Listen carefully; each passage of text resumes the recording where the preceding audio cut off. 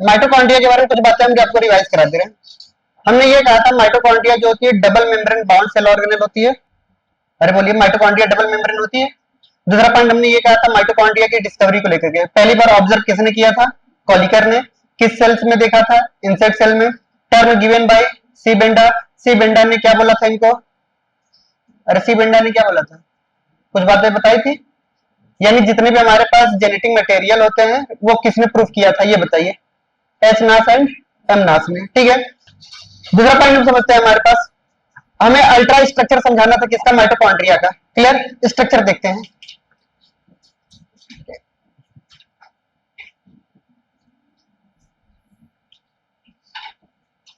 ये हमारे पास स्ट्रक्चर है माइटोकॉन्ड्रिया का। क्लियर?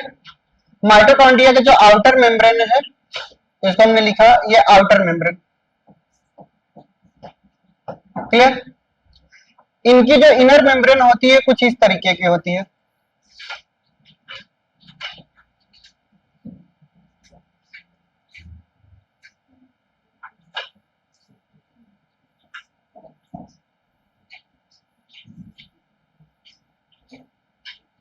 ये इनकी इनर मेम्ब्रेन होती है। ठीक है, ये इनकी कैसी membrane? Inner membrane. Outer membrane और इनर मेम्ब्रेन में थोड़ा बहुत डिफरेंस दिख रहा है आपको? बोलिए। आउटर मेम्ब्रेन क्या होती है? इनकी कंप्लीट बाउंड्री होती है। कैसी बाउंड्री होती है बताइए? कंप्लीट बाउंड्री होती है। क्लियर? जबकि इनर मेम्ब्रेन जो होती है हमारे पास वो हाईली इनफोल्डेड होती है। कैसी होती है बताइए? हाईली फोल्डेड होती है। और इस हाईली फोल्डेड स्ट्रक्चर का नाम क्या है बताइए? इस हाईली फोल्डेड स्ट्रक्चर का नाम क्रिस्टे है। ठीक है, तो ये जो आपको फोल्डेड स्ट्रक्चर आपको दिखाई देता है इसको हमने क्या नाम रख दिया बताइए? क्रिस्टे बोल दिया। ठीक है, और हमने ये कहा कि आउटर मेम्ब्रेन और इनर मेम्ब्रेन के बीच में कुछ स्पेस नजर आती है। क्या नजर आती है? ये आपको स्पेस नजर आ रही है, इसको हम बोलते हैं पेरी माइटोकॉन्ड्रियल स्पेस बोलते हैं। क्लियर? डायग्राम आप जितने ध्यान से समझेंगे उतना आपके लिए आसान होगा। क्लियर? हमने ये कहा कि हमारे पास mitochondria double membrane bound cell organelle होती है। आउटर मेम्ब्रेन जो होती है वो कंप्लीटली होती है, जबकि इनर मेम्ब्रेन कैसी होती है? हाईली फोल्डेड होती है। क्लियर? फिर हमने ये कहा कि इनके जो फोल्डेड स्ट्रक्चर आपको दिखाई दे रहे हैं उस फोल्डेड स्ट्रक्चर का नाम क्या है बताइए? क्रिस्टे है। ठीक है, फिर हमने ये कहा कि माइटोकॉन्ड्रिया के अंदर बहुत सारे मैट्रिक्स पाई जाती हैं, यानी फ्लूइड पाई जा रही है, और इनके फ्लूइड को हम क्या बोलते हैं बताइए? मैट्रिक्स बोलेंगे। इनको हमने क्या नाम दिया? साइटोप्लाज्म के अंदर जो फ्लूइड भरा रहता है हमारे पास सेल के अंदर तो उसे हम साइटोप्लाज्म कहेंगे। क्लियर? अगर न्यूक्लियस के अंदर भरा रहेगा तो न्यूक्लियोप्लाज्म बोलेंगे। यही अगर फ्लूइड अगर हमारे माइटोकॉन्ड्रिया के अंदर भरे रहेगा तो मैट्रिक्स बोला जाएगा, और यही फ्लूइड अगर क्लोरोप्लास्ट के अंदर भरा रहेगा तो स्ट्रोमा बोला जाएगा। अलग अलग नाम चेंज हो जाते हैं। ठीक है, फिर अगर हमने ये कहा कि ये हाईली फोल्डेड स्ट्रक्चर होती है, ये क्या करती होगी? ये इंक्रीज करती है सरफेस एरिया को। इसमें क्या इंक्रीज किया बताइए? सरफेस एरिया इंक्रीज हुआ, और जैसे ही सरफेस एरिया इंक्रीज हुआ तो क्या इंक्रीज हो जाएगा मेटाबॉलिक एक्टिविटी हमारी? ये मेटाबॉलिक एक्टिविटी को क्या करती है? फास्ट करने में मदद करती है। क्लियर? दूसरा पॉइंट आता है हमारे पास, इस क्रिस्टे के पास कुछ एक स्पेशल स्ट्रक्चर पाया जाता है। क्या पाया जाता है? स्पेशल स्ट्रक्चर पाया जाता है। उस स्पेशल स्ट्रक्चर का ध्यान से देखेंगे।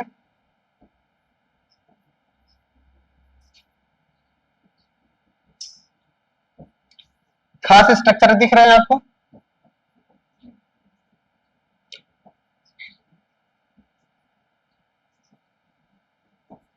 खास स्ट्रक्चर आपको नजर आ रहे हैं?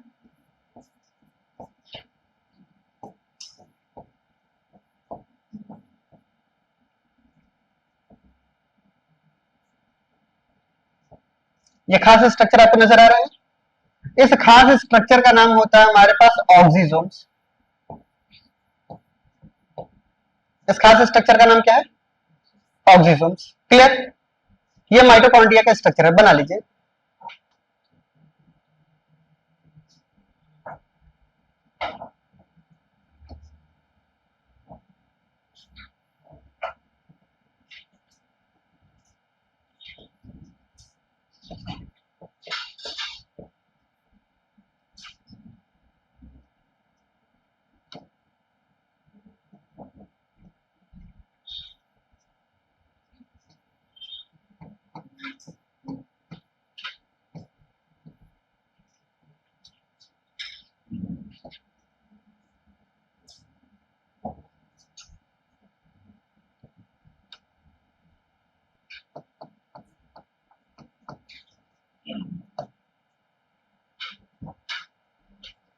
हो गया।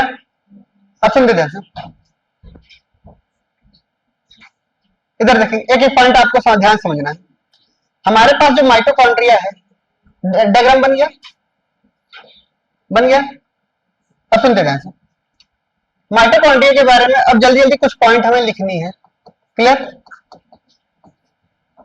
माइटोकॉन्ड्रिया की अगर स्ट्रक्चर की बात करेंगे, हम किसकी बात करेंगे? स्ट्रक्चर की बात करेंगे। तो स्ट्रक्चर में ध्यान सुनिए, माइटोकॉन्ड्रिया का जो स्ट्रक्चर होता है बहुत ही छोटा होता है साइज में, इसलिए ये माइक्रोस्कोप से हम नहीं देख सकते। तो ये हम क्या करते हैं, पहले इसकी स्टैनिंग की जाती है। क्या किए जाते हैं? स्टैन की जाती है, और उस स्टैन का नाम होता है जीनस ग्रीन बी। क्या नाम है? Genus green B. यानी हम माइटोकॉन्ड्रिया के स्ट्रक्चर जो होते हैं वो हम कैसे देखेंगे, ठीक है? तो observed bye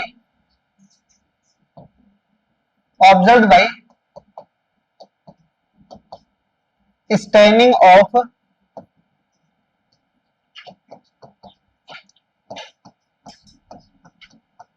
mitochondria. Clear? With the help of, किसकी मदद से बताइए? With the help of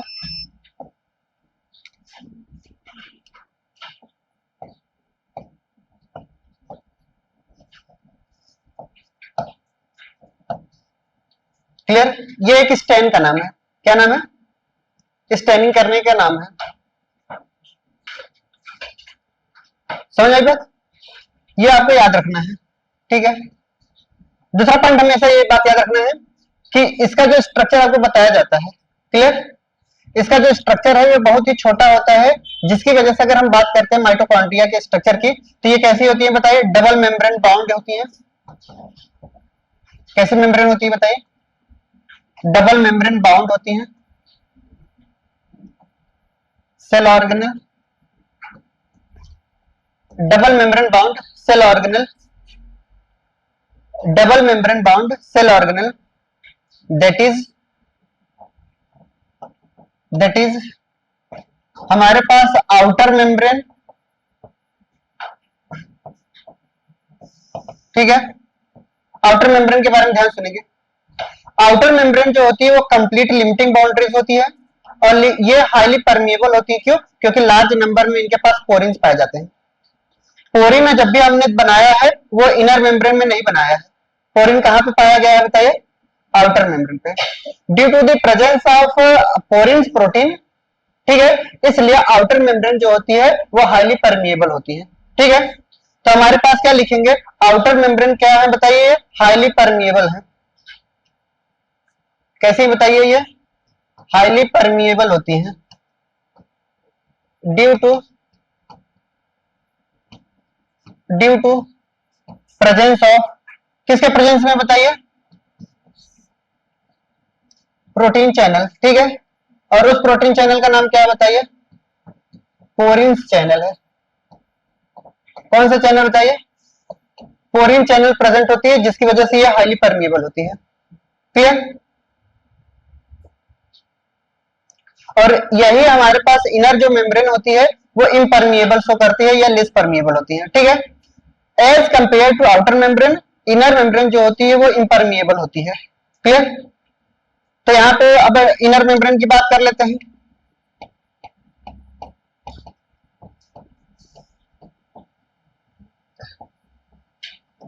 inner membrane क्या होती है बताइए? लेस परमिएबल होती है, या फिर हम कह सकते हैं इम्परमिएबल होती है। क्लियर? किसी भी तरीके के चैनल प्रोटीन इनके पास नहीं पाई जाती। दूसरा पॉइंट समझेंगे, अगर हम किसी भी माइटोकॉन्ड्रिया के स्ट्रक्चर को देखेंगे तो ये आउटर मेम्ब्रेन, पहले ध्यान से सुन लेते हैं। ये आउटर मेम्ब्रेन, ये हमारे पास इनर मेम्ब्रेन में कुछ इस तरीके का बना रहा हूं। ये कुछ हाईली फोल्डेड स्ट्रक्चर नहीं बन गया? बोलिए, इनके अंदर क्या पाया गया बताइए? मैट्रिक्स पाई गई। तो ये हमारे सेल को कितने पार्ट में डिवाइड कर रहे हैं? दो चैम्बर में डिवाइड कर रहे हैं। एक इनके चारों तरफ जो पाया जा रहा है उनको हमने क्या बोला है बताइए? साइटोप्लाज्म। और जो हमारे पास अंदर की तरफ पाया जा रहा है मैट्रिक्स, यानी इनको हम अंदर वाले को हम क्या लिख सकते हैं, एम साइड लिख सकते हैं। इसी चैम्बर के चारों तरफ जो भी पाए जाएंगे ये हमारे पास कैसे साइड होंगे बताइए, सी साइड होंगे। यानी ये हमारे पास माइटोकॉन्ड्रिया की जो मेम्ब्रेन होती है वो हमारे एक्वस चैम्बर को दो पार्ट में डिवाइड कर रही है, एक एम साइड में और एक सी साइड में, ठीक है। तो लिखेंगे the membrane of mitochondria, the membrane की जगह पे इनर मेम्ब्रेन लिख लीजिएगा, ठीक है। The inner membrane of mitochondria, the inner membrane of mitochondria dividing dividing its lumen dividing its lumen into two aqueous chamber,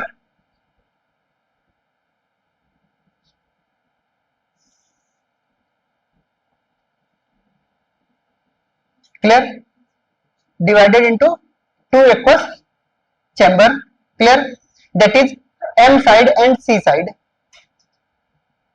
m side and c side,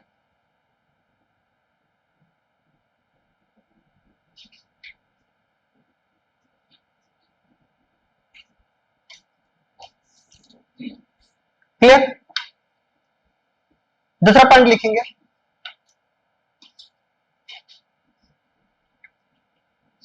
both membrane have both membrane have their own specific enzymes,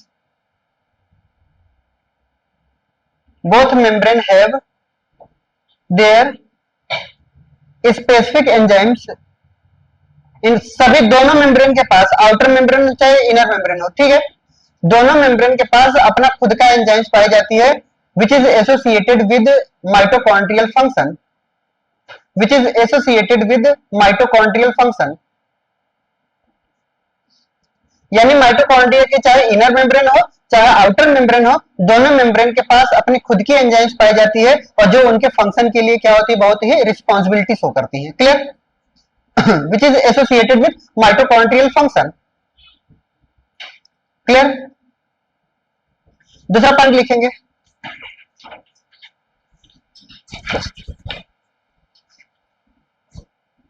हो गया। अब सुनते हैं next point, आगे बढ़ेंगे। हमने ये कहा कि हमारे पास जो मैट्रिक्स है, मैट्रिक्स के बारे में कुछ बातें लिख लेते हैं, ठीक है। यह एक तरीके का क्या होता है, dense homogeneous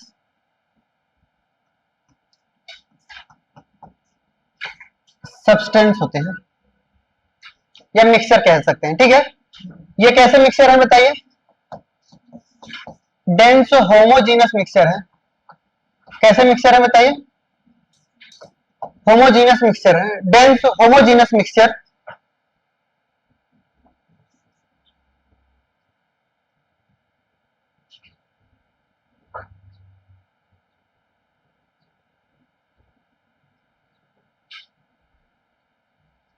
homogeneous mixture,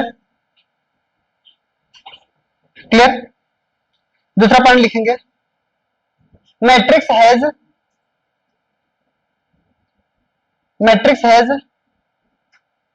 enzymes of Krebs cycle,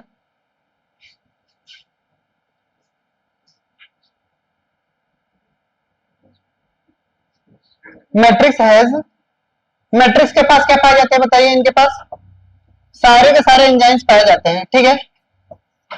enzymes of Krebs cycle के, क्रेब साइकिल के सारे एंजाइम्स कहां पे पाए जाते हैं बताइए, माइटोकॉन्ड्रिया के अंदर, मैट्रिक्स के अंदर, ठीक है। एक्सेप्ट, एक्सेप्शन बताइए। बहुत बढ़िया, एग्जाम्पल सक्सिनेट डिहाइड्रोजिनेज, ये एंजाइम्स को छोड़ करके हमारे पास बाकी सारे के सारे एंजाइम्स कहां पे पाए जाते हैं, मैट्रिक्स के अंदर पाए जाते हैं, ठीक है। ये मेम्ब्रेन बाउंड होते हैं, कैसे होते हैं बताइए, ये मेम्ब्रेन बाउंड होते हैं।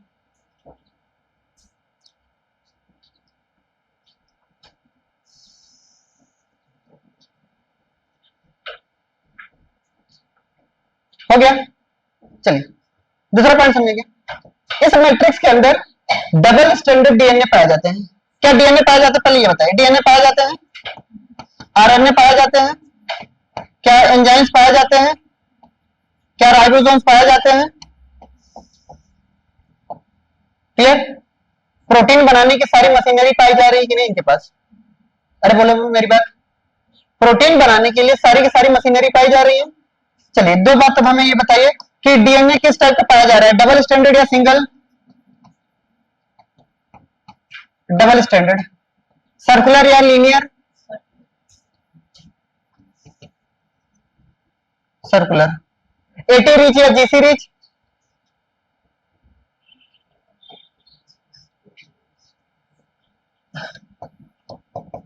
GC rich.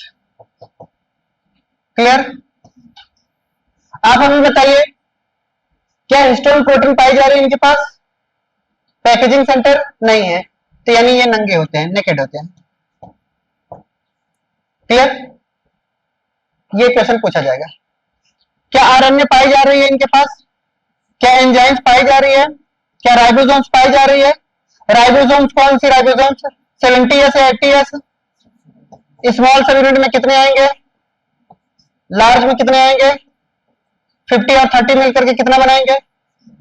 70s। क्लियर? एक एक्सेप्शन एक बार क्वेश्चन में पूछा गया था, हमें नहीं लगता पूछा जाएगा, पीवाईक्यू में आप देखेंगे तो मिलेगा। मेमेलियन माइटोकॉन्ड्रियल का जो राइबोसोम्स होता है, क्लियर, उनके अंदर हमारे पास जो राइबोसोम्स होते हैं वो 55s के पाए जाते हैं। एक्सेप्शन में मैं लिखवा दूंगा लास्ट में। क्लियर? दूसरा पॉइंट आता है हमारे पास, अगर ये सारी चीजें पाई जा रही हैं तो ये माइटोकॉन्ड्रिया को हम कह सकते हैं cell within cell. Cell के अंदर भी तो यही चीजें नजर आती है, डीएनए, आरएनए, एंजाइम्स और प्रोटीन बनाने के राइबोसोम्स। ठीक है? माइटोकॉन्ड्रिया के अंदर प्रोटीन बनाने की तो एंजाइम्स पूरी पाई जा रही है, लेकिन बट खुद के प्रोटीन बनाने के लिए इनको न्यूक्लियर डीएनए की जरूरत पड़ती है। ठीक है? यानी ये खुद एक्टिवेट करने के लिए इनका कंट्रोल किसके ऊपर है बताइए? ये अपना कंट्रोल तो कर ही रहे हैं, बट माइटोकॉन्ड्रिया के ऊपर कौन कंट्रोल कर रहा है? न्यूक्लियस। इसलिए ये सेमी ऑटोनॉमस होती हैं। क्या सारे प्रोटीन बना सकते हैं? नहीं, यानी कुछ ही प्रोटीन बना सकती है, इसलिए सेमी ऑटोनॉमस बोला जा रहा है। ठीक है? इसलिए इनका फंक्शन कैसा होता है बताइए? Semi autonomous function. और शायद यही वजह है कि इनको इंडो मेम्ब्रेन सिस्टम में शामिल नहीं किया गया। जो जो cell organelle semi autonomous function show करेंगे, और तीन ही होते हैं जो सेमी ऑटोनॉमस फंक्शन शो करते हैं, एक माइटोकॉन्ड्रिया, एक प्लास्टिड और पराक्सीसोम्स। ठीक है? ये तीन सेल ऑर्गेनल ऐसे होते हैं जो सेमी ऑटोनॉमस फंक्शन शो करते हैं, यानी इनके पास सभी प्रकार के एंजाइम्स बनाने की मशीनरी है, बट कुछ एंजाइम्स ये नहीं बना पाते, जिसकी वजह से न्यूक्लियर डीएनए की जरूरत इनको पड़ेगी ही पड़ेगी। ठीक है? अब बात आती है, जैसे हम क्या है, अपनी अकेली जिंदगी जीने के लिए काफी है कि नहीं है? बोलिए, जी ही रहे अकेले। ठीक है? बट कभी ना कभी तो माँ बाप की जरूरत पड़ेगी। बात सुन आ रही है? यानी क्या है कि यही हम बताना चाह रहे हैं, सेमी ऑटोनॉमस, यानी कुछ फंक्शन हमारे ऐसे हैं बिना उनके तो नहीं हो पाएगा। क्लियर? तो ये सेमी ऑटोनॉमस फंक्शन इसीलिए शो कर रहे हैं। क्लियर? जल्दी करिए, लिख लिए। चलिए दूसरा पॉइंट समझते हैं। हमने ये कहा कि एक नोट डाल करके हमने बातें बताई थी ना, जो दोनों हमारे पास आउटर मेम्ब्रेन है और हमारे पास इनर मेम्ब्रेन है, दोनों के पास अलग अलग एंजाइम्स पाई जा रही है कि नहीं पाई जा रही है? ठीक है? यानी हमने ये कहा था कि जितने भी both membrane have their on specific enzymes ना, स्पेसिफिक एंजाइम्स बोला था। अगर हम बात करते हैं आउटर मेम्ब्रेन की, किस मेम्ब्रेन की? आउटर मेम्ब्रेन की और इनर मेम्ब्रेन की। अगर मैं आउटर मेम्ब्रेन के अंदर की बात करेंगे तो आउटर मेम्ब्रेन पर एक एंजाइम्स पाई जाती है और उस एंजाइम्स का नाम हमें याद रखना है। क्लियर? आउटर मेम्ब्रेन में हमारे पास एक फॉस्फेटाइडिल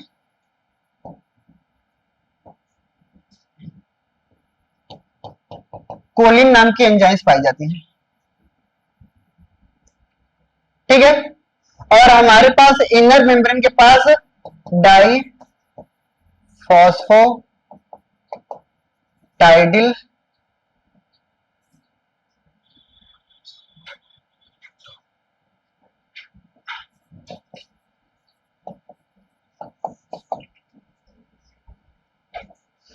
आगे बढ़े। समझे जैसे एक बार फिर से मैट्रिक्स हमारा यहाँ पे खत्म होता है, ठीक है। अगर हम माइटोकॉन्ड्रिया के मैट्रिक्स में देखेंगे तो मैट्रिक्स हमारे पास डेंस होमोजेनस मिक्सचर होता है। फिर दूसरा पॉइंट हमने ये कहा था कि हमारे पास माइटोकॉन्ड्रिया के अंदर के देखेंगे तो कई सारे डबल स्टैंडर्ड सर्कुलर डीएनए पाए जाते हैं, नेकेड पाए जाते हैं और जीसी रिच पाए जाते हैं। क्लियर। फिर दूसरा पॉइंट हमने ये कहा था कि सारे के सारे एंजाइम्स हमारे पास कहां पे नजर आएंगे, माइटोकॉन्ड्रिया के मैट्रिक्स में ही नजर आएंगे एक्सेप्ट सक्सिनेट डिहाइड्रोजिनेस, ठीक है, ये मेम्ब्रेन पे पाई जाती है। फिर हमने ये कहा था कि हमारे पास आरएनए पाए जाते हैं, एंजाइम्स पाए जाते हैं और राइबोसोम्स पाए जाते हैं, यानी प्रोटीन बनाने की सारे के सारे मशीनरी किसके पास नजर आ रहे हैं, माइटोकॉन्ड्रिया के पास नजर आ रहे हैं।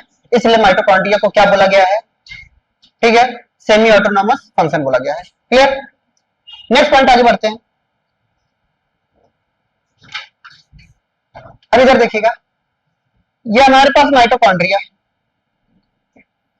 क्लियर। इनर मेम्ब्रेन के कई सारे फोल्डेड स्ट्रक्चर आपको दिखाई दी थी ना, अरे बोलो भाईजान, ठीक है। इस फोल्डेड स्ट्रक्चर पे कुछ इस तरीके के स्ट्रक्चर नजर आ रहे थे क्या, क्लियर। चलो उठा करके लेकर के जाते हैं इनको, ठीक है।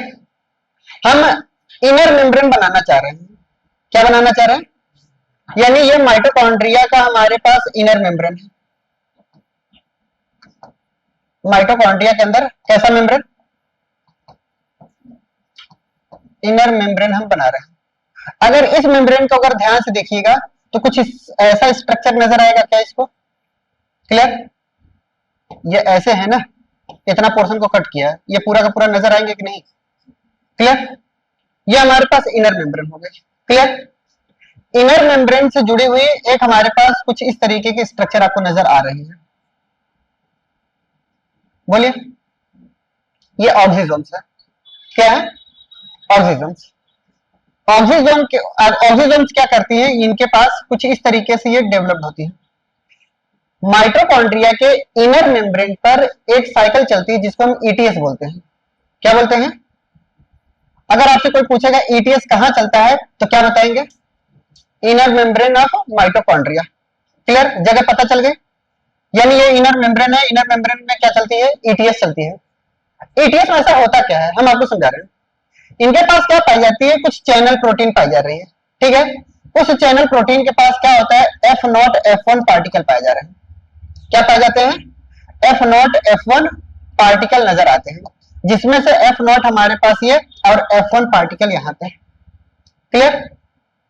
जब यहां से कोई भी ईटीएस के दौरान इनर मेम्ब्रेन से इलेक्ट्रॉन अगर चलेगा, ठीक है, एक इलेक्ट्रॉन के जाने से ये एंजाइम्स को क्या करती है, ट्रैप करती है, क्लियर।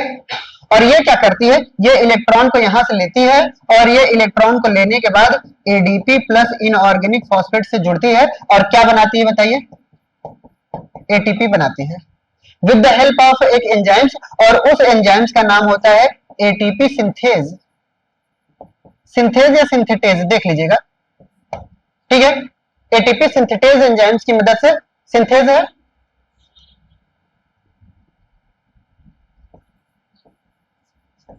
सिंथेज है, क्लियर। एटीपी सिंथेज के एंजाइम्स की मदद से ये क्या बनाता है, एटीपी बना रहा है। यानी ये किसमें मदद किया, फॉस्फो राइलेशन में मदद किया कि नहीं किया, अरे बोलो भाईजान, किसमें मदद किया, फॉस्फोराइलेशन, रिमूवल ऑफ इलेक्ट्रॉन। अगर इलेक्ट्रॉन ही रिमूव हो गया तो कैसा फॉस्फोराइलेशन, समझ आई बात। यानी माइटोकॉन्ड्रिया किस तरीके का एटीपी बनाता है, ऑक्सीडेटिव फॉस्फोराइलेशन करता है। कैसा फॉस्फोराइलेशन, ऑक्सीडेटिव फॉस्फोराइलेशन की मदद से ये एटीपी की सिंथेसिस करती है, क्लियर। और एटीपी की सिंथेसिस करने की वजह से इन्हीं को हम क्या बोलते हैं, power house of the cells कहा जाता है। अब समझ आया power house of the cells क्यों कहा जाता है, ये लार्ज नंबर ऑफ में एटीपी एनर्जी रिलीज करते हैं, और किसकी मदद से? एटीपी सिंथेस की मदद से। और एटीपी सिंथेस चलता कहां पे, पाया कहां जाता है? Inner membrane of mitochondria. Clear? फिर हमने ये कहा इनर मेम्ब्रेन ऑफ माइटोकॉन्ड्रिया के अंदर क्या चलती है? ईटीएस चलती है, और जितनी बार ईटीएस चलेगी वो इलेक्ट्रॉन को दौड़ाएंगे, ठीक है, और इलेक्ट्रॉन को दौड़ाने की मदद से हमें क्या मिलता है? एनर्जी मिलेगा, ठीक है, और वो एनर्जी जनरेट होगा। क्लियर? और जब जनरेट होगा वो एटीपी ही का ही फॉर्मेशन करता है। क्लियर? इसी को हम एनर्जी करेंसी के नाम से भी जानते हैं, एटीपी को। क्लियर? या फिर डायरेक्ट सोर्स ऑफ एनर्जी भी बोलते हैं इनको हम। क्या बोलते हैं? डायरेक्ट सोर्स ऑफ एनर्जी भी बोलते हैं। क्लियर? तो ये बात हमें याद रखना है, और इसी बात पे हमारे पास ये इनर मेम्ब्रेन ऑफ ये क्रिस्टे का ये हमारे पास इलाबोरेट करके हमने बनाया है। क्लियर? जल्दी करिए।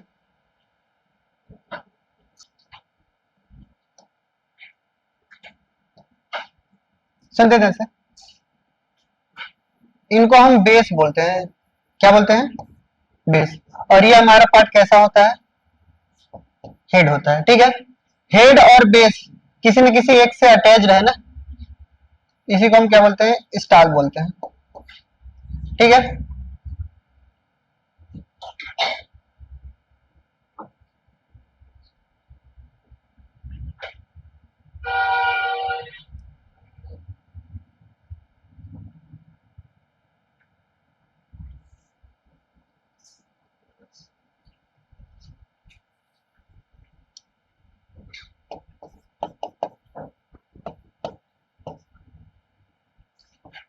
ऑक्सीजोम्स के अंदर F0 F1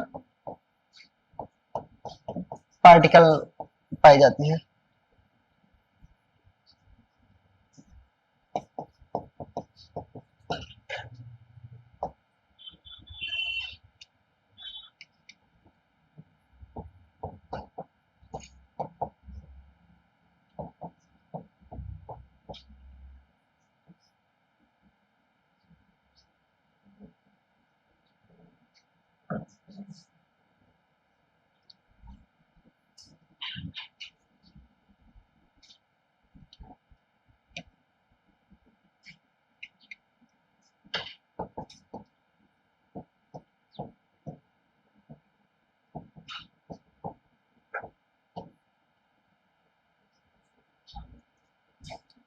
ऑक्सीजोम्स को, ठीक है, डिस्कवर किसने किया था? फर्नांडिस मोरन, जैकलिन फर्नांडिस, मुझे भी याद आ गया। क्लियर? हीरोइन है, तुम लोग जानते कि नहीं? जानते हो? हाँ, तो बर्बाद हो चुके हो। क्लियर? हम तो बर्बाद ही थे ना।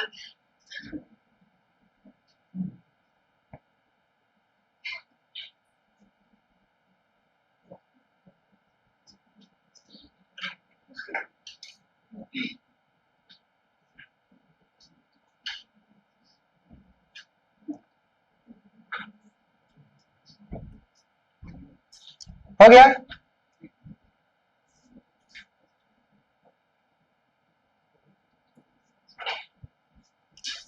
इतने में कौन सा साइड हट जाए भाई?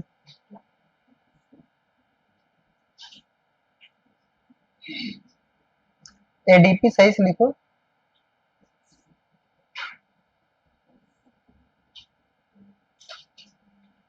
पी सही से बना दो मालिक।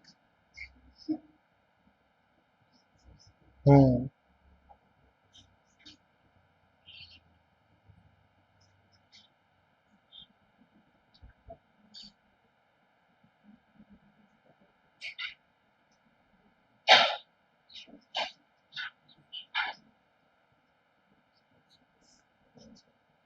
हो गया? सुन रहे जैसे एक कुछ चीजें बकवास चीजें लिख लेते हैं, ठीक है। मेमेलियन माइटोकॉन्ड्रिया जो होती हैं, क्लियर, इनके पास 55s राइबोसोम्स पाए जाते हैं। कितने राइबोसोम्स बताइए? 55s। 55 में हमारे पास एक 25s राइबोसोम्स, एक में हमारे पास 30s ribosomes. Clear?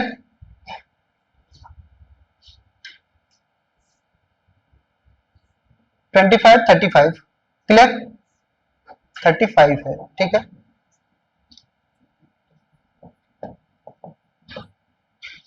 Clear? 25 S R R N A और हमारे पास 35 S R R N A के सभी यूनिट पाई जाती है इनके पास। क्लियर?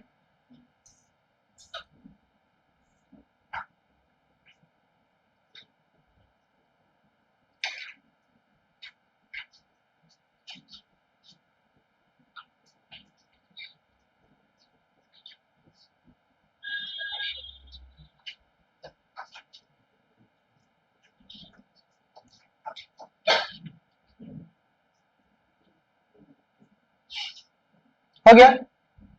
चलिए आगे बोले, आगे बढ़ जाए। चलिए देखते हैं, सुनते।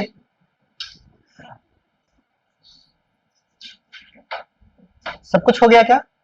स्ट्रक्चर में सारी चीजें बन गए? स्ट्रक्चर में कोई चीज ऐसा है जो छूट गया हो? आउटर मेम्ब्रेन बता दिया, इनर मेम्ब्रेन बता दिया, दोनों मेम्ब्रेन के बीच का स्पेस बता दिया, क्रिस्टे बता दिया, ऑक्सीजोन्स बता दिए, मैट्रिक्स बता दिया। अब तो कुछ नहीं बचा ना। सुन के ध्यान से, माइटोकॉन्ड्रिया जो होती है वो सेंटर होती है एरोबिक रेस्पिरेशन की। क्या बोला? नोट डाल करके लिखेंगे। Mitochondria is centre of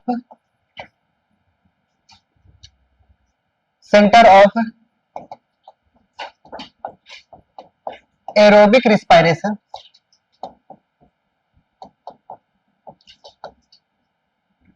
Mitochondria is the center of aerobic respiration which are absent in prokaryotic cells as well as human RBC cells। ठीक है? माइटोकॉन्ड्रिया जो होती है, ठीक है,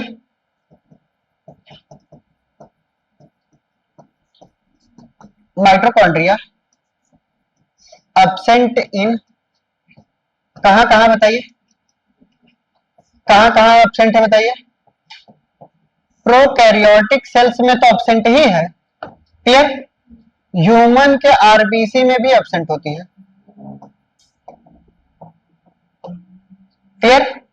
ह्यूमन के आरबीसी के अंदर भी क्या होती है? एब्सेंट होती है। यूकैरियोटिक सेल्स तो है, ये भी ह्यूमन के आरबीसी, बट एक्सेप्शन है। क्लियर? चलिए ह्यूमन की आरबीसी बात कर लेते हैं पहले, ऐसे प्रोकैरियोटिक सेल्स की बात कर लेते हैं। ये हमारे पास प्रोकैरियोटिक सेल्स, ये double membrane bound cell organelle ये भी दिखाई दे रही है। क्लियर? ये आउटर मेम्ब्रेन क्या है हमारा? सेल वॉल है बैक्टीरिया की। क्लियर? जो हमारे पास ये सेल मेम्ब्रेन है, ये हमारे पास क्या है? Cell membrane. सेल मेम्ब्रेन ही मॉडिफाइड होता है। क्या होता है बताइए? मॉडिफाइड होता है, और मॉडिफाइड होने के बाद ये एक स्ट्रक्चर में कन्वर्ट होता है, और उस स्ट्रक्चर का कन्वर्ट के बाद क्या नाम पड़ जाता है? ये हमारे पास मीजोजोम्स यही है। Clear? Mesosomes is analogous of किसका? माइटोकॉन्ड्रिया। समझ आई बात? यानी ये मीजोजोम्स जो होती हैं, ठीक है, इज एनालॉगस ऑफ माइटोकॉन्ड्रिया। जो फंक्शन हमारे पास माइटोकॉन्ड्रिया यूकैरियोटिक सेल्स के अंदर करती है, वही सेम फंक्शन प्रोकैरियोटिक सेल्स के अंदर कौन करेगा? Mesosomes. That is mesosomes also provide, क्या प्रोवाइड करती है बताइए? एनर्जी। ठीक है? अलग अलग ओरिजिन है बट फंक्शन सेम है। ठीक है?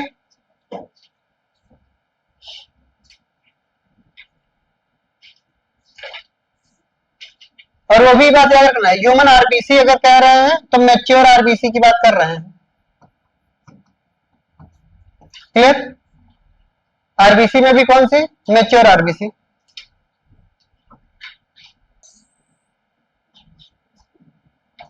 हो गया? अब सुनते ध्यान से, अगर हम बात करते हैं नंबर की, अगर हम बात करते हैं साइज की, ऐसे shape, size and number of mitochondria की बात कर लेते हैं। कर लें बात। चलिए, अगर हम शेप की बात करें माइटोकॉन्ड्रिया के, तो किस शेप के होते हैं बताइए? सिलिंड्रिकल शेप के होते हैं या फिर सॉसेज शेप के होते हैं? क्लियर। अगर हम बात करते हैं साइज की, किसकी बात कर लें? साइज की। तो ये एक हमारे पास माइटोकॉन्ड्रिया मैंने बनाया। क्लियर। माइटोकॉन्ड्रिया का ये हमारे पास क्या कहलाएगा? डायमीटर कहलाएगा। जो समझ में आए उतना ही बताइएगा, ठीक है। ये डायमीटर कहलाया। यहां से लेकर के यहां तक क्या कहलाया? लेंथ कहलाया। इनकी जो डायमीटर होती है वो 0.5 से लेकर के 1 माइक्रोमीटर होती है। क्या देखिए 0.2 लिखा है, 0.2 कर लीजिए। 0.2 से लेकर के 1 माइक्रोमीटर तक होती है। क्लियर। और यहाँ पे इनकी जो लेंथ होती है वो कितनी बताई गई है हमारे पास? 1 माइक्रोमीटर से बताई गई है 4 माइक्रोमीटर तक। क्या 4.1?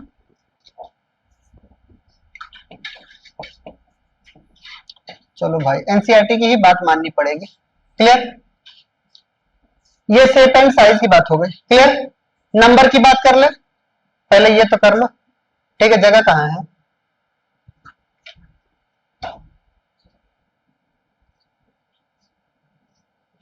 हो गया, हो गया मालिक। आगे बढ़े, चलिए देखते हैं। इधर सुनेंगे। अगर हम बात करते हैं नंबर ऑफ माइटोकॉन्ड्रिया की, किसकी बात कर लेते हैं? नंबर ऑफ माइटोकॉन्ड्रिया की। क्लियर। जो नंबर ऑफ माइटोकॉन्ड्रिया होती है ये डिपेंड करती है कि फिजियोलॉजिकल फंक्शन कैसा है। ठीक है। तो number of mitochondria is depends on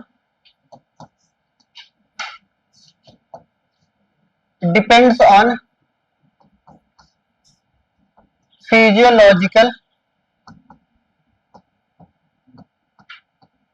function, यानी जिस सेल्स का जैसा फंक्शन होगा उस हिसाब से माइटोकॉन्ड्रिया होंगे। क्लियर।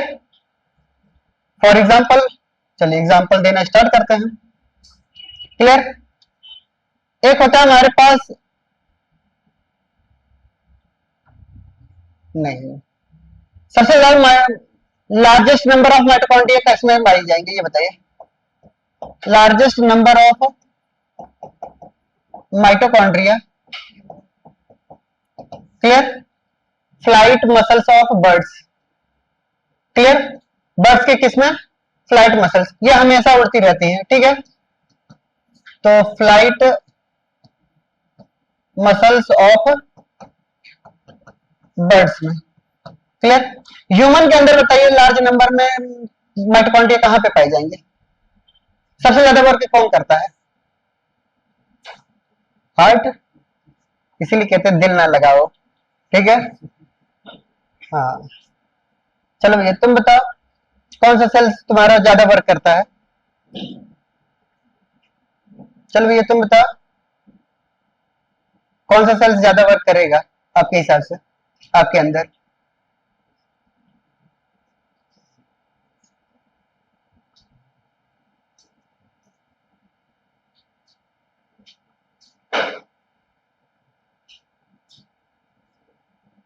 चलो पीछे आप, कुछ तो वर्क करता होगा तुम लोगों के शरीर में,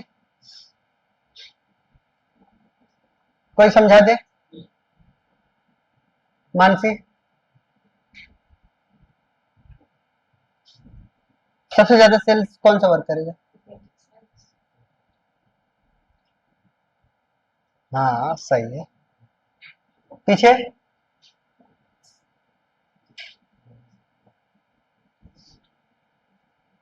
सबसे ज्यादा?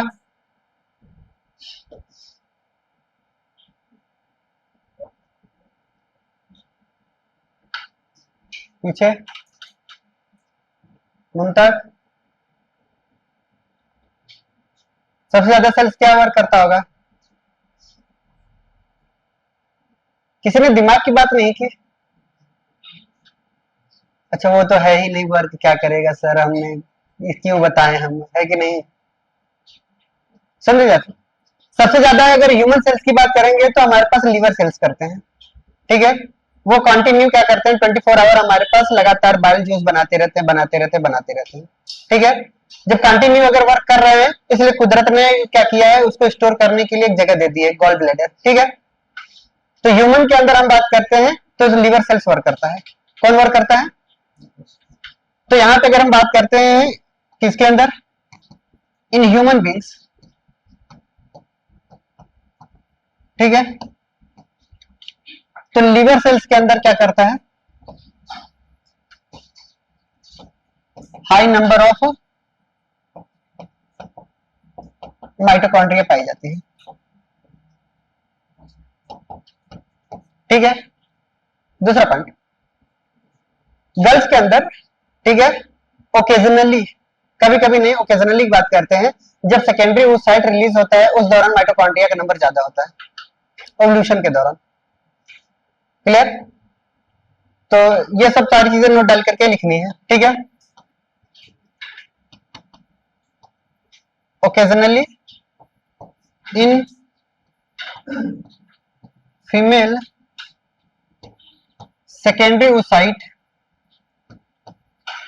have large number of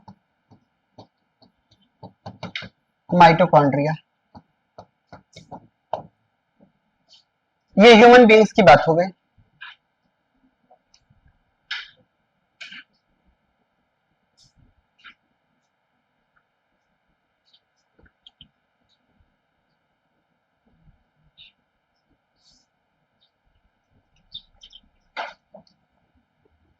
जो आपसे पूछा जाएगा यहां से पूछा जाएगा, माइक्रोस्टेरियाज एंड क्लोरेला फस्का, ठीक है। इनके पास एक माइटोकॉन्ड्रिया पाई जाती है। कितने माइटोकॉन्ड्रिया? एक माइटोकॉन्ड्रिया एक सेल्स के अंदर पाई जा रही है।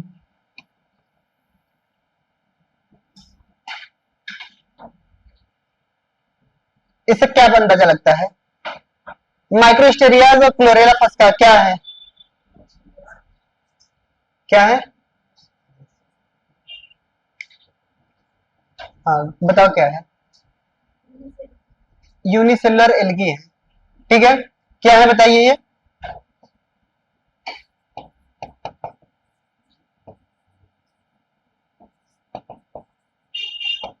ये कैसी है? यूनिसेलुलर एल्गी है, ठीक है। एल्गी तो सर प्लांट किंगडम में आता है, प्लांट हमारे पास मल्टी सेलुलर होते हैं। एल्गी के 3 फॉर्म होते हैं, एक यूनिसेल्ड होते हैं, एक कॉलोनियल होते हैं, और एक हमारे पास फिलामेंटस होते हैं, क्लियर। तो यानी हमने ये कहा कि ये एल्गी लिख लेंगे फिर भी चलेगा, यूनिसेल्ड एल्गी है, सेलुलर एल्गी नहीं, यूनिसेल्ड एल्गी, क्लियर। दूसरा पॉइंट आता है हमारे पास, जितना ज्यादा बिजी सेल्स उतना ही ज्यादा हमारे पास माइटोकॉन्ड्रिया। अब अपने हिसाब से देख लीजिए आपका सबसे बिजी सेल्स क्या है, ब्रेन का नामो निशान नहीं है। लोगों को लगता है मेरा दिमाग बहुत चलता है, ये करता है, समझ में आ गई ना अपनी ब्रेन की औकात। कुछ नहीं है ना उसके आगे, हो गया। ये नंबर डिपेंड करता रहता है। चलिए आप हमें बताइए, सबसे ज्यादा सेल्स किस में पाए जाएंगे, प्लांट में या एनिमल्स में? सबसे ज्यादा सेल्स किस में पाए जाएंगे, प्लांट या एनिमल्स के अंदर? माइटोकॉन्ड्रिया सबसे ज्यादा किसके अंदर पाए जाने की संभावना है? ये बोथ वाला आंसर नहीं है भाई, कौन बोथ कह रहा है? किस में पाए जाने की संभावना है, लगता क्या है वो बता दो। चलो ये तुम बताओ। Plant, plant,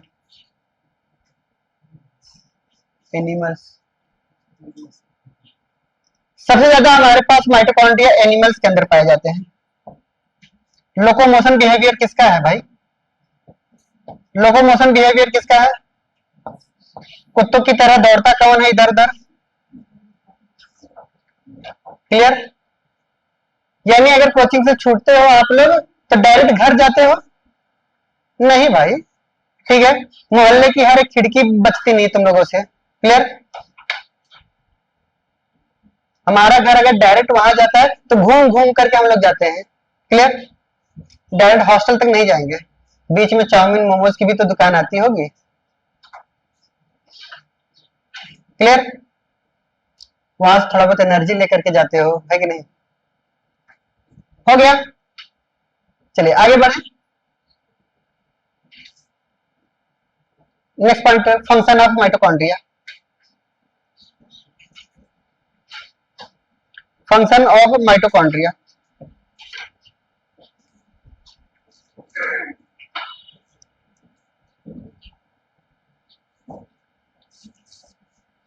clear? अब सुनते हैं, माइटोकॉन्ड्रिया के जो नंबर थे नॉर्मल सेल्स के अंदर, ठीक है, आरबीसी के अंदर अलग अलग सेल्स के अंदर अलग अलग नंबर होते हैं, लिखवा नहीं रहा हूं, पूछा नहीं जाता, सबसे कम सबसे ज्यादा इसी में रह जाते हैं। ठीक है, अगर कभी आपसे जिंदगी में कोई पूछे कोई नंबर बताइए तो जो नॉर्मली होते हैं, ठीक है, नॉर्मली जो होते हैं 200 से लेकर के 400 माइटोकॉन्ड्रिया पाए जाते हैं। कितने? एक सेल्स की बात कर रहे हैं। ठीक है, अगर यही लीवर सेल्स की बात करेंगे, मोस्ट एक्टिव सेल्स है, ठीक है, तो ये 1600 हो जाएगा। कितना हो जाएगा? 1600 माइटोकॉन्ड्रिया हो जाएंगे, और वो भी पर सेल्स। फिर अगर ओकेजनली की बात कर रहे हैं कि फीमेल के अंदर सेकेंडरी ओसाइड्स के अंदर, तो उनके यहाँ कितना पाया जाता है सेकेंडरी ओसाइड्स में? क्लियर?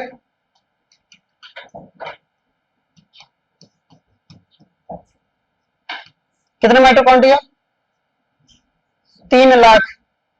ठीक है, और समझ सकते हैं कितनी ज्यादा पावर है ना महिलाओं में। क्लियर? अरे ओकेजनली बोले हैं, ये भी याद रखो, तुम लोग वाह कर रहे हो। ठीक है, कभी कभी वो दिखता भी नहीं ना।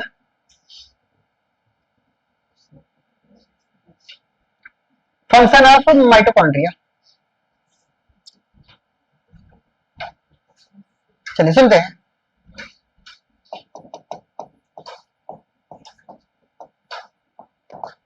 फंक्शन, सबसे पहला फंक्शन है इनके पास, क्या करते हैं ये? Help in respiration. सबसे पहला फंक्शन लिखेंगे help in respiration. Help in respiration,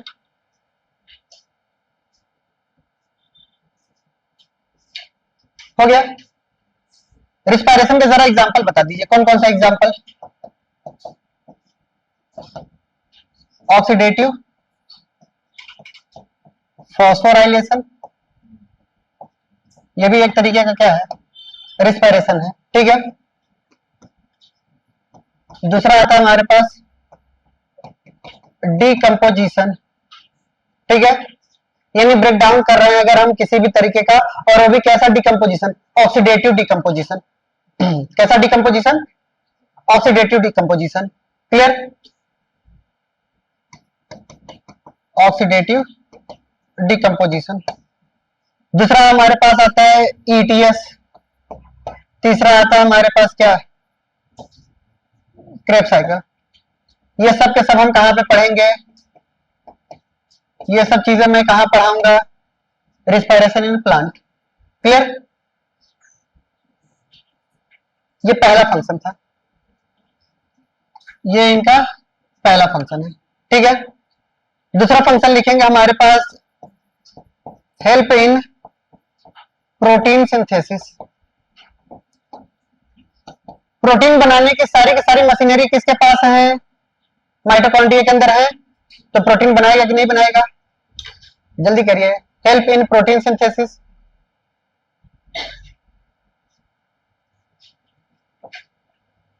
clear?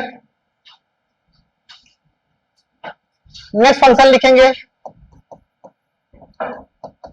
Help in ATP synthesis. आप हमें बताइए इनके पास एटीपी सिंथेसिस बनाने की क्या पाई जा रही है, प्रोटीन पाई जा रही है, जेनेटिक मटेरियल ट्रांसफर करना था। ठीक है, जेनेटिक मटेरियल के ट्रांसफर में ये मदद करता है।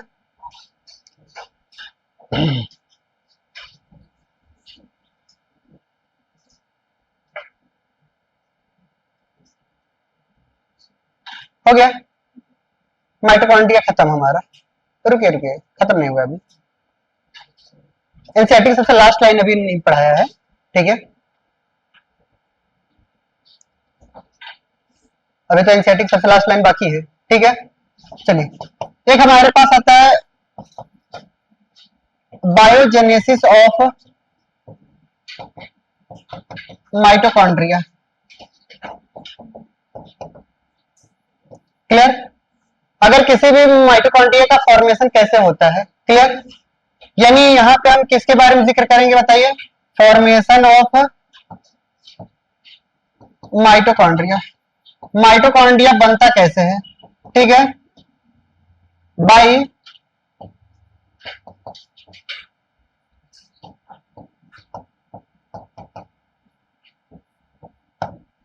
बाई किसकी मदद से, बाइनरी फिजन से। ये हमारे पास एक माइटोकॉन्ड्रिया है। क्लियर, ये दो पार्ट में डिवाइड होता है, दो पार्ट में डिवाइड होने के बाद ये दो माइटोकॉन्ड्रिया में डेवलप हो जाएगा। क्लियर, ये एक तरीके का कैसा डिवीजन है बताइए, बाइनरी फिजन है। क्लियर, आगे बढ़े, नेक्स्ट आता है हमारे पास, नहीं लिख पाए थे क्या, तो बोल दो भाई।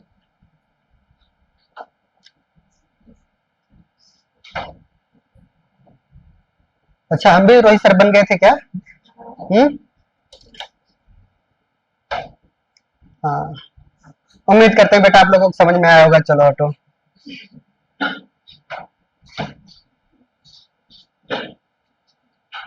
हाँ, वो तो ऐसे ही लिखते हैं ना, बहुत फास्ट है।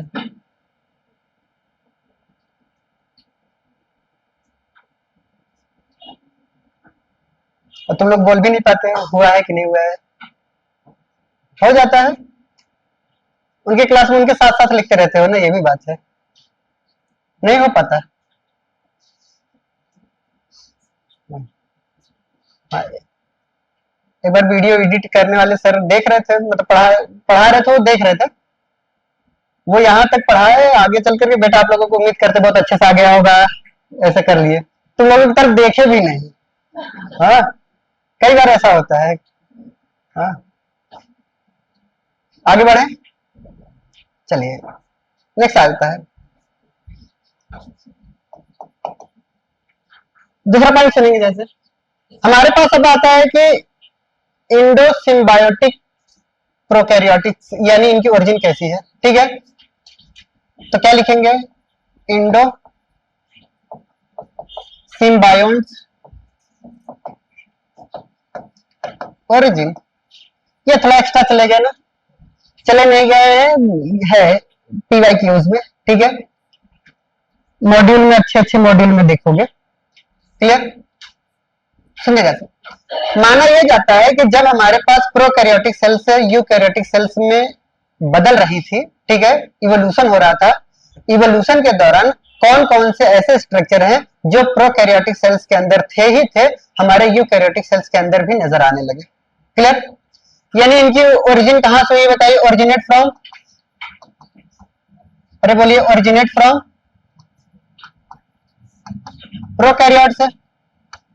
क्लियर, जैसे पहला एग्जांपल बताइए जो हमारे पास यूकैरियोटिक सेल्स के अंदर भी पाए जा रहे हैं और प्रोकैरियोटिक सेल्स के अंदर भी, क्या डीएनए पाया गया है, अरे बोलिए, डबल स्टैंडर्ड है, डबल स्टैंडर्ड है।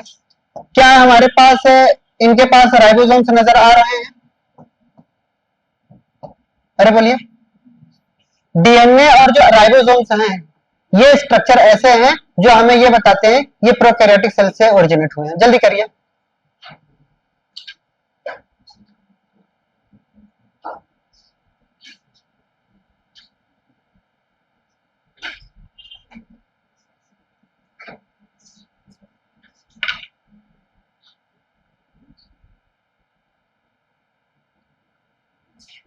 क्लियर?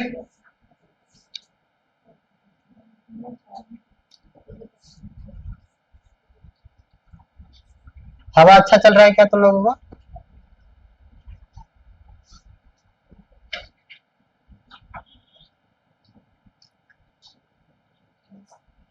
हो गया? चलिए, और कुछ चीजें दिख रही हैं जो प्रोकैरियोटिक सेल्स के अंदर होती हैं और यूकैरियोटिक सेल्स के अंदर भी हो रही हो, क्या नजर आती हैं? और ये तो डीएनए में ही हो गया ना, ठीक है। बाइनरी फ्यूजन आपको नहीं लगता बैक्टीरिया में पाई जाती है और इनके अंदर भी हो रही है? डायरेक्ट क्वेश्चन में पूछा गया था कि which of the following symbiotic origin of mitochondria? पहला option DNA, ribosomes, binary fusion, all of these. बस ऑल ऑफ दीज, ठीक है। अब माइटोकॉन्ड्रिया कंप्लीट होता है हमारा। क्लियर? हेडिंग डालते हैं प्लास्टिड या क्लोरोप्लास्ट। हेडिंग डालते हैं प्लास्टिड।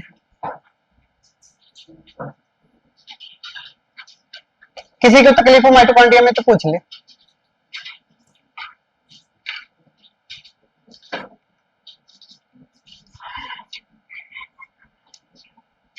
हो गया?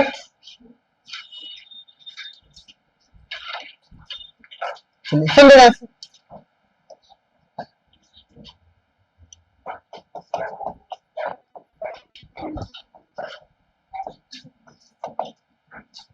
प्लास्टिड के बारे में ध्यान सुनेंगे।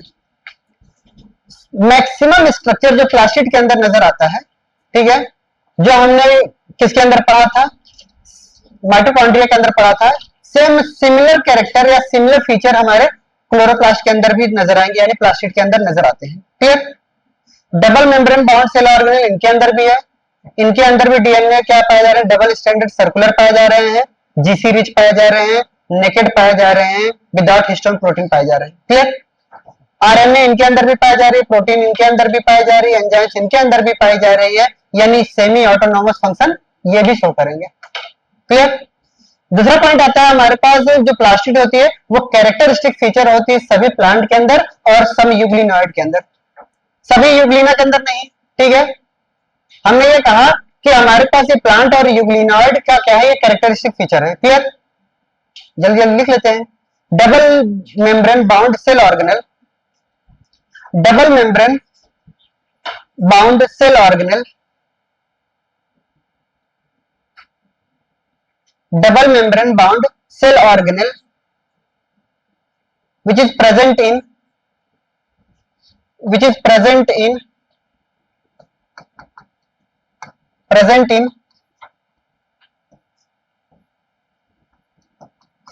सभी प्लांट के अंदर, सभी यूग्लिनॉइड के अंदर, सम प्रोटिस्टा के अंदर। ठीक है? प्रोटिस्टा में कौन कौन से भैया जो इनके पास प्लास्टिड पाई जाती होंगी बताइए? Diatoms and dinoflagellate. ठीक है? ये हमारे पास प्लांट किंगडम की तरह शो कर रही है प्रोटिस्टा के कुछ मेंबर। ठीक है? प्लास्टिड किसकी कैरेक्टरिस्टिक फीचर है? प्लांट के अंदर, डाइनोफ्लैजेलेट के अंदर, डाइएटम्स के अंदर, ये सब ऑप्शन में दिए जाएंगे आपसे। ठीक है? नेक्स्ट पॉइंट लिखें।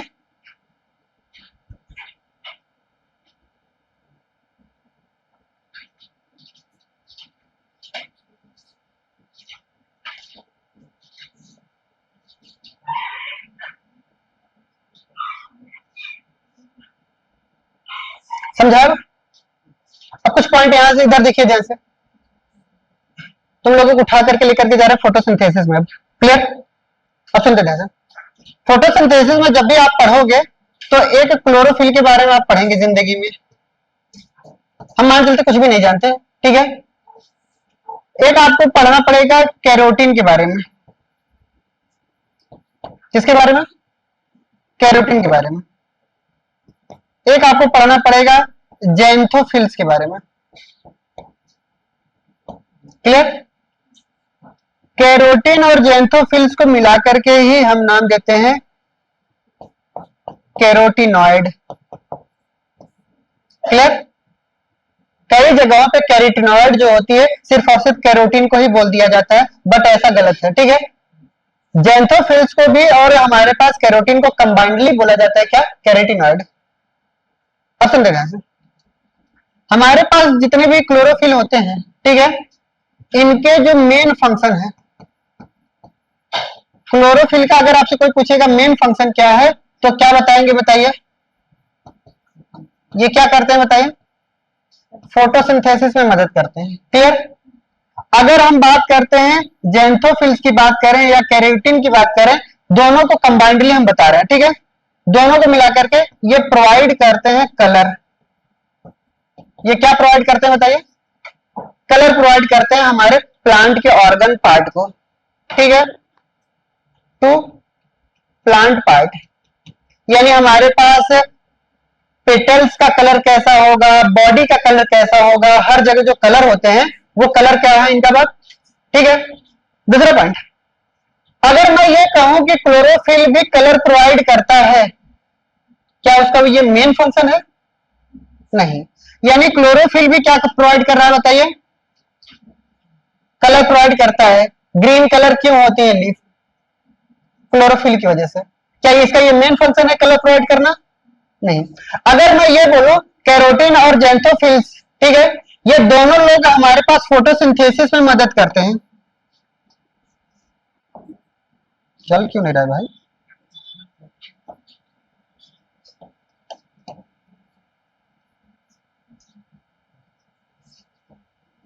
कुछ तो गड़बड़ हो गया ना?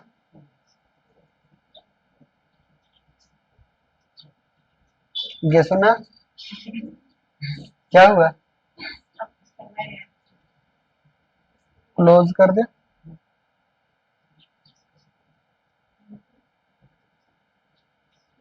तुम्हारे लिए यही हमेशा रहता है।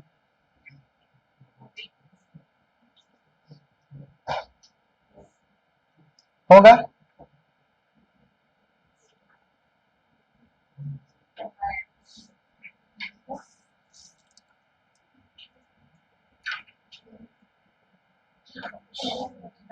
इसमें इसमें आ जाए।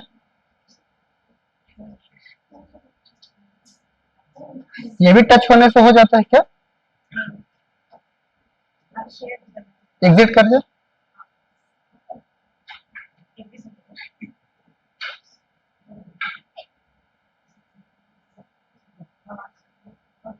हो गया ना? चलिए। हाँ, कैरोटीन और ज़ैंथोफिल्स ये भी फोटोसिंथेसिस में मदद करता है। क्या इसका ये मेन फंक्शन है? अरे बोलो भाईजान। नहीं। यानी दोनों लोग फोटोसिंथेसिस और हमारे पास कलर प्रोवाइड कर रहे हैं ना, बट दोनों का मेन फंक्शन नहीं है। आप हमें बताइए कैरोटीन का मेन फंक्शन क्या है? बोलिए। कलर प्रोवाइड करना। क्लोरोफिल का मेन फंक्शन क्या है? समझ? ऑन द बेसिस ऑफ ये पिगमेंट, ये सब के सब क्या है बताइए? पिगमेंट है। Clear? On the basis of pigment हम प्लास्टिड को तीन तरीके से डिवाइड कर रहे हैं। कितने तरीके के? तीन तरीके से डिवाइड करते हैं। पहले बना लो तब डिवाइड कर रहे हैं।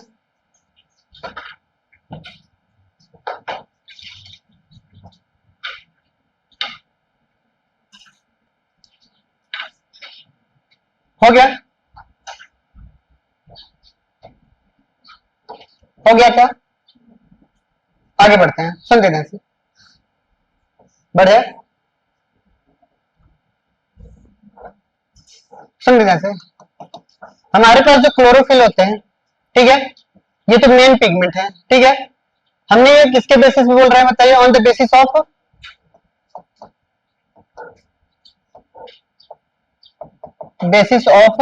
पिगमेंट। ठीक है, पिगमेंट के बेसिस पे हम प्लास्टिड को तीन पार्ट में डिवाइड कर रहे हैं। कितने पार्ट में बताइए? तीन पार्ट में हम डिवाइड कर रहे हैं। सुनते जाए सभी, अभी लिखेंगे नहीं। हमने ये कहा कि एक तरफ हमारे पास कैसे है? क्लोरोप्लास्ट। क्लियर? एक हमारे पास आते हैं क्रोमोप्लास्ट। क्लियर। एक हमारे पास आते हैं ल्यूकोप्लास्ट। कैसे? ल्यूकोप्लास्ट। ठीक है। अब एक तरफ हम क्या कर लेते हैं, कैरेक्टर के बारे में भी देख लेते हैं, बाकी और सारे कैरेक्टर के बारे में भी देख लेते हैं। ठीक है। हम मान चलते हैं पहला कैरेक्टर मेरा क्या है बताइए, पहला कैरेक्टर क्या है बताइए? पिगमेंट ना। क्लियर। इनके अंदर पिगमेंट क्या होंगे? प्रेजेंट होंगे। इनके अंदर पिगमेंट प्रेजेंट होंगे कि नहीं होंगे? इनके अंदर पिगमेंट प्रेजेंट होंगे कि नहीं होंगे? अरे बोलिए। नहीं। ठीक है। अगर इनके अंदर पिगमेंट प्रेजेंट होंगे तो कैसे पिगमेंट प्रेजेंट होंगे? ठीक है, ग्रीन कलर के होंगे। कैसे होंगे? ग्रीन कलर के पिगमेंट। हम डायरेक्ट लिख दे रहे हैं कि इनके पास कौन कौन सा पिगमेंट होगा। क्लियर। एक तो क्लोरोफिल होगा, ग्रीन कलर का होता है। फिर उसके बाद हम लिखने जा रहे हैं कैरोटिनॉइड। आप क्या समझोगे कैरोटिनॉइड का मतलब? कैरोटीन और जेंथोफिल्स दोनों आ गए। क्लियर। अगर मैं आपसे बोलूं फाइकोबिलिन्स भी नजर आते हैं इनके पास। ठीक है। ये इतने तरीके के पिगमेंट इनके पास नजर आते हैं। क्लियर। चलिए, इनके पास अगर क्या पाए जा रहे हैं? पिगमेंट तो पाए जा रहे हैं बट नॉन ग्रीन होंगे। कैसे होंगे बताइए? नॉन ग्रीन, यानी क्लोरोफिल तो नहीं होगा। ठीक है। क्लोरोफिल नहीं होगा तो क्या होगा? कैरोटिनॉइड प्रेजेंट होंगे। क्या प्रेजेंट होगा बताइए? कैरोटिनॉइड प्रेजेंट होगा। क्लियर। इनके पास क्या होगा बताइए? जब पाए ही नहीं जा रहे हैं तो कलरलेस होंगे ना। समझ में आ रही बात? चलिए, ये तो पहला कैरेक्टर लिया हमने। क्लियर। ये तो पिगमेंट के बेसिस पे अगर डिवाइड करते तो। क्लियर। दूसरा हम कैरेक्टर लेना चाह रहे हैं, इनके पास थैलाकॉइड पाया जा रहा है या नहीं। ठीक है। थैलाकॉइड को हम लेमली भी बोलते हैं। क्या बोलते हैं? लेमली। अभी पढ़ाएंगे थैलाकॉइड क्या है। ठीक है। इनके पास थैलाकॉइड क्या होता है? प्रेजेंट होता है। इनके पास भी थैलाकॉइड क्या होता है बताइए? प्रेजेंट होता है। और इनके पास भी थैलाकॉइड क्या होते हैं? प्रेजेंट में एब्सेंट होता है। क्लियर। अगर इनके फंक्शन की बात करते हैं, किसकी बात कर ले? फंक्शन की अगर मैं बात कर लूं तो ये किसमें मदद करेंगे बताइए? इनका पहला फंक्शन बताइए। फोटोसिंथेसिस। ये क्या करेंगे बताइए? कलरेशन में। बोलिए। ये क्या करेंगे बताइए हमारे पास? फूड स्टोरेज में। किसमें मदद करते हैं? फूड स्टोरेज में। क्लियर। चौथा कैरेक्टर इनके डीएनए की बात कर लेते हैं। किसकी बात कर लेते हैं? डीएनए की। क्या इनके पास डीएनए प्रेजेंट होंगे? चलिए, क्या इनके पास डीएनए प्रेजेंट होंगे? बोलिए। क्लियर। ये इनके पास डीएनए प्रेजेंट होंगे कि नहीं? बोलिए। प्रेजेंट होंगे। हाँ, प्रेजेंट होंगे। भावनाओं में बह करके दो ऑब्सेंट देखने के बाद तीसरा ऑब्सेंट अपने आप नजर आ जाता है। Clear. Due to the presence of genetic material या DNA substance, they are interconvertible to each other. ये लोग आपस में क्या है बताइए? इंटर कन्वर्टिबल है। क्लियर। यानी हमने ये कहा क्लोरोप्लास्ट किसमें कन्वर्ट हो सकता है? क्रोमोप्लास्ट किसमें कन्वर्ट हो सकता है? ल्यूकोप्लास्ट किसमें कन्वर्ट हो सकता है? ये किसमें कन्वर्ट हो सकते हैं? सब आपस में क्या है? Inter convertible. तो मैं यहां पे लिख सकता हूं ड्यू टू प्रेजेंस ऑफ, बस इससे ज्यादा नहीं डिफरेंस लिखवाना है। ठीक है, लिख लीजिए। Due to presence of genetic material,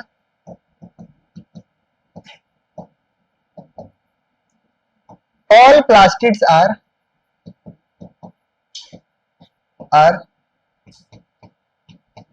interconvertible. Clear. All plastid are interconvertible, ये नोट डाल करके हमें लिख लेना था ना।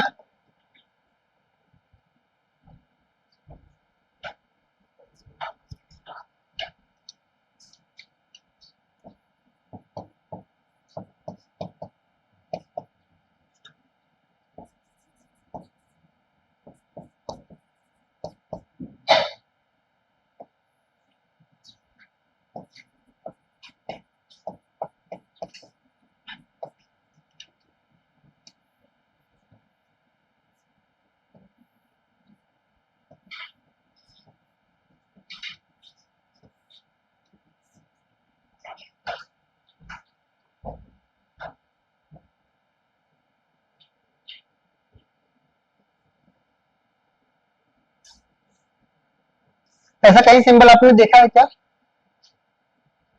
एक सब्सटेंस ए से बी में, बी से सी में, सी से डी में कन्वर्ट हो रहा हो।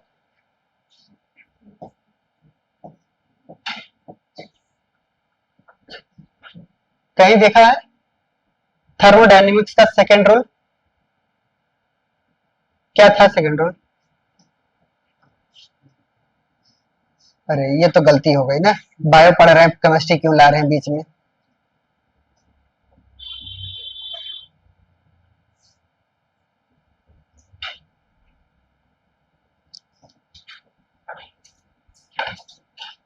इस रूल का क्या नाम था? जीरोथ लॉ था या फिर हेस लॉ था?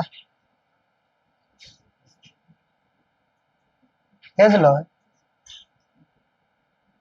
पता नहीं, तुम लोग जानो, हमें कौन सा मालूम।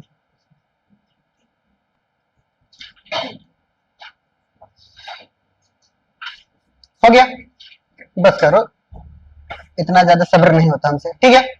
सुन दे ध्यान से, नेक्स्ट पॉइंट और कुछ बातें नोट डाल करके फटाफट लिखेंगे। क्लियर? अगर हम बात करते हैं ल्यूकोप्लास्ट की, किसकी बात कर लेते हैं? ल्यूकोप्लास्ट की। तो ल्यूकोप्लास्ट किसमें मदद करता था बताइए? Food storage. क्लियर? अब ये जो फूड स्टोरेज है हमारे पास, ये हमारे पास अलग अलग तरीके के फूड स्टोर करता होगा। क्लियर? प्लांट कभी भी कार्बोहाइड्रेट को भी स्टोर करता है। क्लियर? प्रोटीन को भी करता है और फैट को भी स्टोर करता है। क्लियर? अगर कोई भी हमारे पास कार्बोहाइड्रेट को स्टोर कर रहा है, ऐसे फूड को हम क्या बोलते हैं? ल्यूकोप्लास्ट को एमाइलोप्लास्ट बोलते हैं। एमाइलोप्लास्ट एक तरीके का क्या है बताइए? ल्यूकोप्लास्ट ही है जो किसका स्टोर करता है बताइए? कार्बोहाइड्रेट का। कार्बोहाइड्रेट की जगह पे स्टार्च भी लिख सकते हैं आप। क्लियर? प्रोटीन को स्टोर करने के लिए हमारे पास एल्यूरोप्लास्ट पाए जाते हैं। आपने कभी भी जिंदगी में एल्यूरोन लेयर पढ़ा होगा? क्या पढ़ा होगा? एल्यूरोन लेयर पढ़ा होगा। क्लियर? फैट स्टोर को हमारे पास किसको? इलायोप्लास्ट भी बोलते हैं। क्लियर? यह करने का तरीका हम लोग कभी भी ऐसे जिंदगी में याद किए थे, आज पाले थे। ठीक है? लिपिड को स्टोर करने के लिए लिलियोप्लास्ट, एल्यूरोन लेयर हमारे प्रोटीन को एल्यूरोन, और हमारे पास स्टार्च को कौन करता था? एमाइलोप्लास्ट। ठीक है?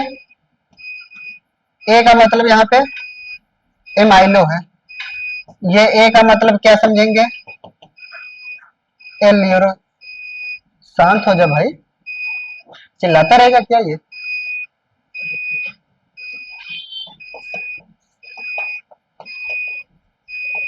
क्लियर? जल्दी करिए, समझे ध्यान से। कलर पिगमेंट्स आर कॉल्ड, कुछ ज्यादा तेज हो गया क्या, चिल्लाने लगा?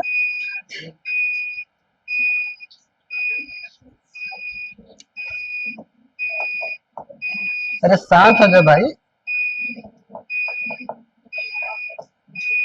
Colour pigments are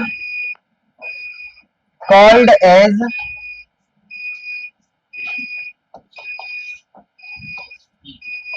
pigment.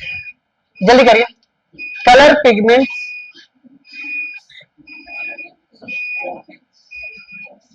क्या लिखवा दिया हमने? कलर्ड मॉलिक्यूल होना चाहिए था।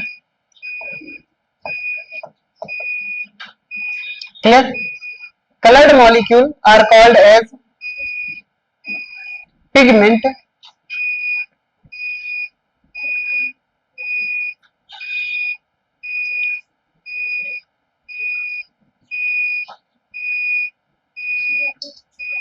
हो गया? अब सुन रहे हैं, जैसे एग्जाम्पल लिखो वैसे ही लिखना है। क्लियर? सुनिएगा ध्यान से, बीचों बीच लिखिएगा एग्जाम्पल। ये पेज होता है, कुछ जगह यहाँ पे छोड़िएगा, कुछ जगह यहाँ पे। क्लियर? समझ आ रही बात? हाँ, जैसे पहला एग्जाम्पल हमारे पास क्लोरोफिल है, दूसरा एग्जांपल हमारे पास कैरोटिनॉइड है। तीसरा एग्जांपल हमारे पास है फाइकोबिलिन्स है। ठीक है, तीसरा एग्जांपल हमारे पास आता है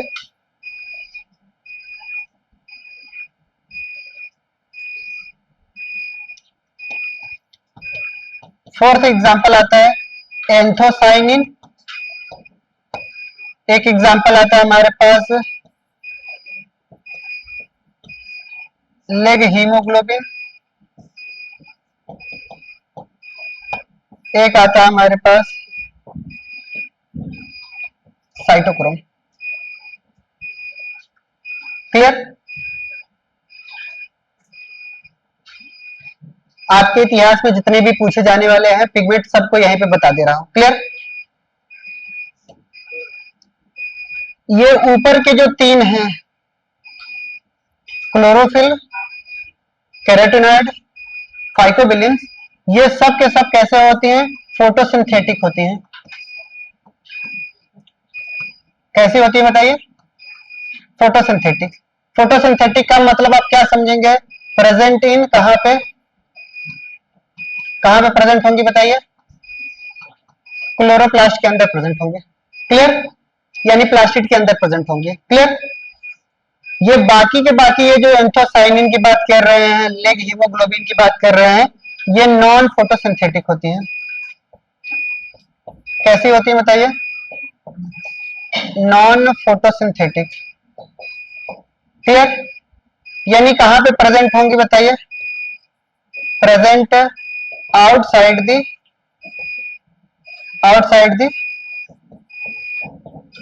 क्लोरोप्लास्ट। क्लोरोप्लास्ट के बाहर प्रेजेंट होती हैं। क्लियर?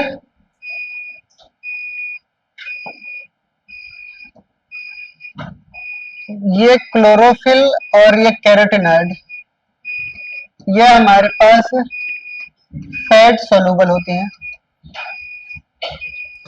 कैसी होती हैं? Fat soluble. Phycobilins and anthocyanin, ये हमारे पास वाटर सोलूबल होती हैं।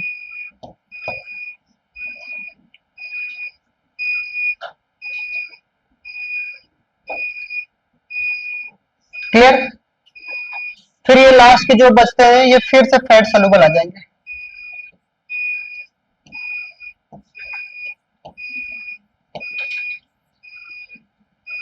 समझ आएगा? फैट सोलूबल कलर पिगमेंट कितने होते हैं? 4 होते हैं। कौन कौन से?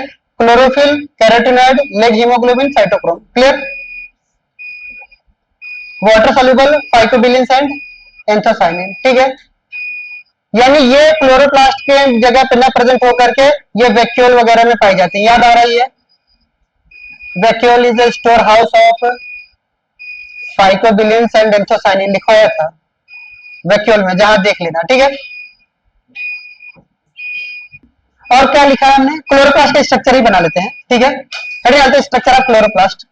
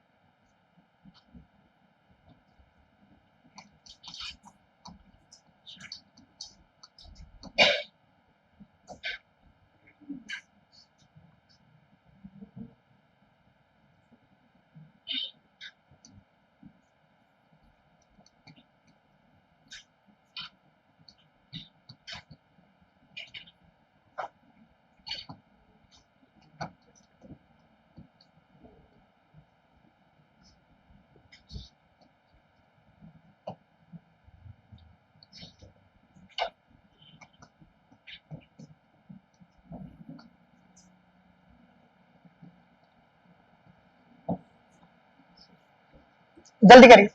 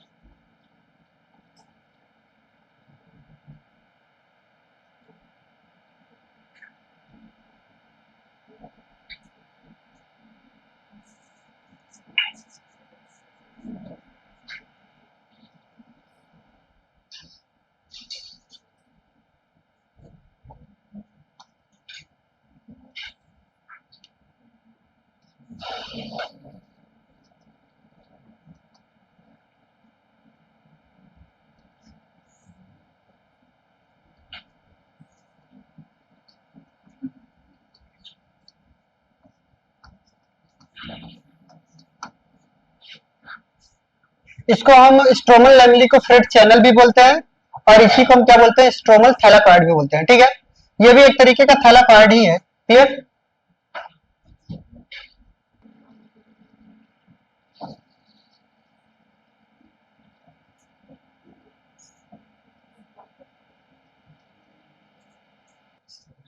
स्ट्रोमल लैमेली के ऊपर freight channel, FRET, freight channel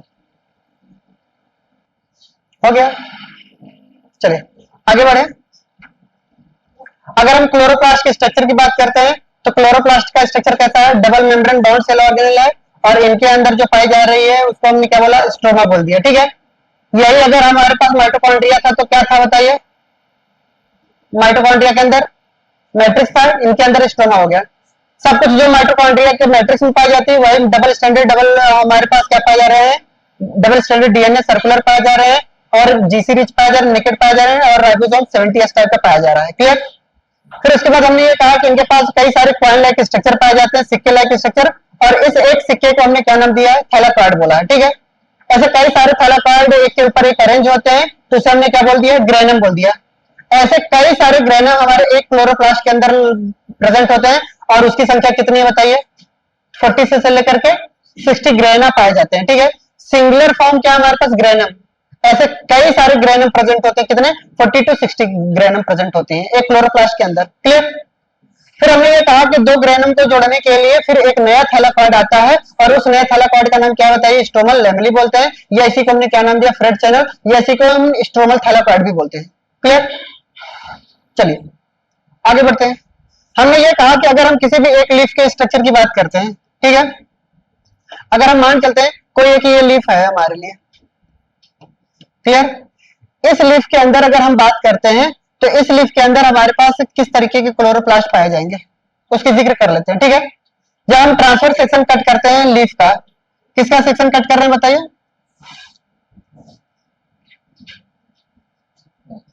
ठीक है, लीफ का अगर हम ट्रांसफर सेक्शन कट कर रहे हैं तो ये हमारे पास लीफ की ये कैसी डर्मिस होगी बताइए, अपर एपिडर्मिस होगी। क्लियर? ये कैसी होगी बताइए, लोअर एपिडर्मिस होगी। क्लियर? अपर एपिडर्मिस को थोड़ा कुछ इस तरीके से सजा दें हम। क्लियर? फिर इनके पास बीचों बीच में क्या पाया जाएगा, हमारे पास जाइलम पाया जाएंगे और फ्लोएम पाया जाएंगे, या हमारे पास बंडल सीथ हमने कुछ बनाया। क्लियर? फिर यहाँ पे हमारे पास क्या होते हैं, कुछ इस तरीके के सेल्स पाए जाएंगे। क्लियर? हमारा मिला जुला करके काम क्या है कि इसके अंदर क्या पाए जाते हैं, मीजोफिल सेल्स पाई जाती हैं। क्या पाई जाती हैं, मीजोफिल सेल्स पाई जाती हैं। अगर हम बात करते हैं मीजोफिल सेल्स की, तो मीजोफिल सेल्स के अंदर कितने कितने क्लोरोप्लास्ट पाए जाएंगे, तो 20 से लेकर के 40 क्लोरोप्लास्ट एक सेल्स के अंदर नजर आती हैं। ये हमारे लिए इंपॉर्टेंट है। ठीक है, यानी ये मैं क्या लिखवाना चाह रहा हूं, मैं हेडिंग डाल करके ये बताना चाह रहा हूं, नंबर ऑफ क्लोरोप्लास्ट।